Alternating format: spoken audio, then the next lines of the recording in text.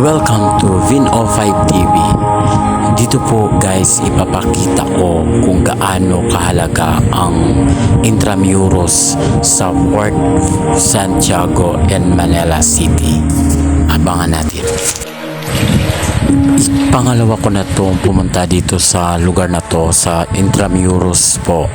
Pero ngayon ko lang po to napatunayan na may paloob, may pailalim pa po para makita natin ang mga history o kung paano po nasa dayan, kung paano sila namatay ang mga Pilipino at mga sundalos dito sa Intramuros. Ito pong mga nakikita nyo po ay ito yung mga aktual na nangyari kumbaga sa panahon na yon.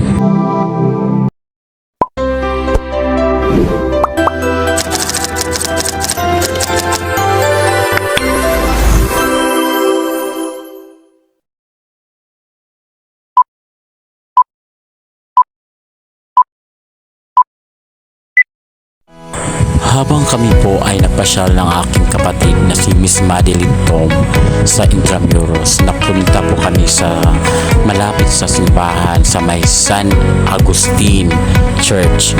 Kumbaga, ito po ay araw ng linggo na marami pong foreigner, marami pong turista na pumapasok at nagpasyal sa ating pong mga lugar sa Maynila, lalo na po sa Intramuros. Kaya napansin niyo po marami pong bibenta at mga foreigner ito si Kuya.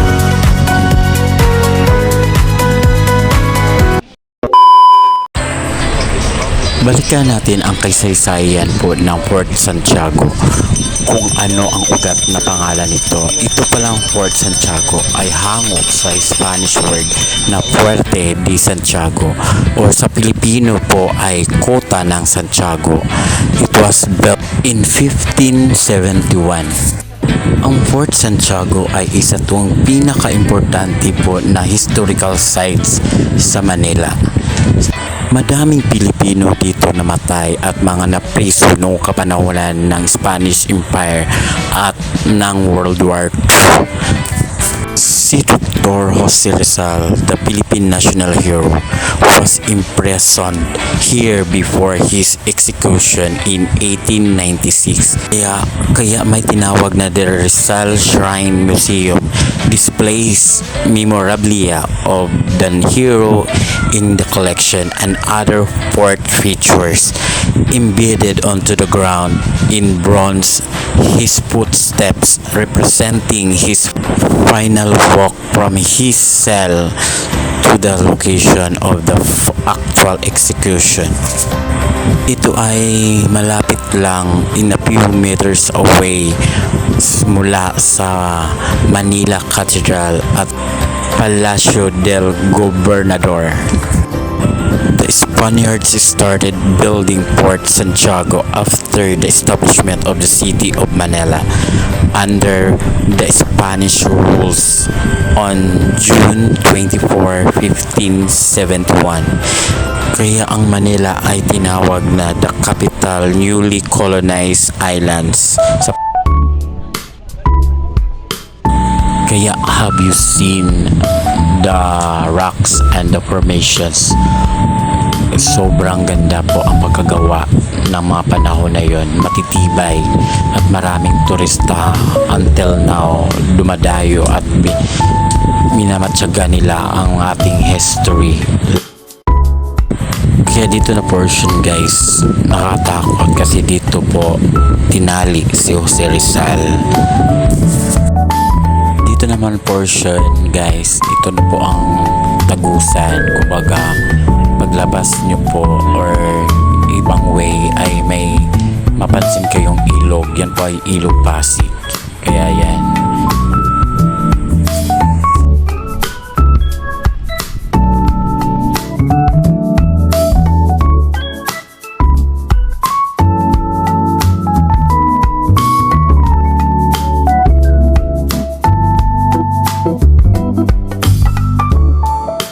The White Cross guys ay mayroon pong 600 na mga Pilipinos at sundalo ang namatay dyan at dyan din nilagay or nalibing.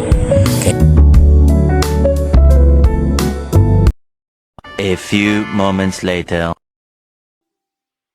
Ito na yung sinabi ko guys na pagbaba po sa may hagdanan, may pailalim doon pong portion na yun yung mga dyan po yung makikita yung mga na torture na mga sundalo at mga Pilipino or mga bayani natin na hindi na sobrang sakit at hindi natin inasahan na sobrang liit pala po ng pintuan.